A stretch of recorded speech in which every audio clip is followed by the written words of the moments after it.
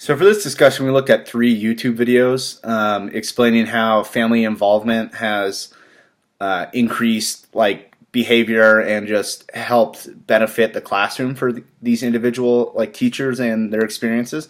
So the first one I thought was really interesting, family engagement with Jessica Solano, because she was like your typical teacher when she first started. She just did the parent-teacher conferences and didn't really go outside the realm of what was expected.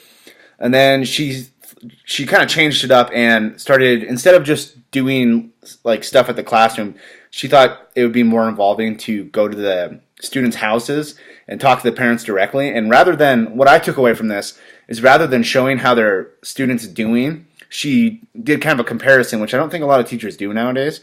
She was like, okay, they started here, and within a month or so, they've already boosted their score up to here. So I thought that was really cool, just to show how much the student has grown while she's been teaching. And I think it's really cool to go to the student's house, because I feel like that's more of a comfortable environment for the parent as well as the student. So just my takeaway for this is, family engagement you shouldn't do what is just expected of you. You should try to take your own perspective on it and go above and beyond what you're expected to do in your job.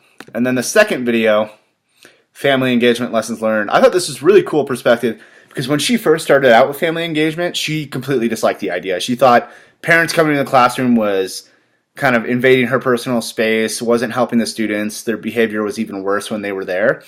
So I thought it was cool to get the perspective that someone who was against it at first, and how she was only against it because the way she was doing it was incorrect, and she needed to create her own kind of system for doing things. So what I took away from that is, not everything's going to work for every teacher, because the students are different every year. So you just kind of have to create your own family involvement program based on your experience and what works and what doesn't work for you. So I just thought that was a really cool perspective, looking at how it may have not worked for her at first, but then it got way better. And then finally, the last video, families can and want to support lessons, I believe. Oh, support learning. But anyway, this video was kind of a compilation of all of these teachers and their experiences with family engagement. And this to me was very unique, because instead of just focusing on one teacher, it shows how all these teachers, when they brought it into the classroom, and their perspectives on it, and just how helpful it can be if you use it correctly. And then they kind of supply their supply their own perspectives and their own ways of doing family engagement.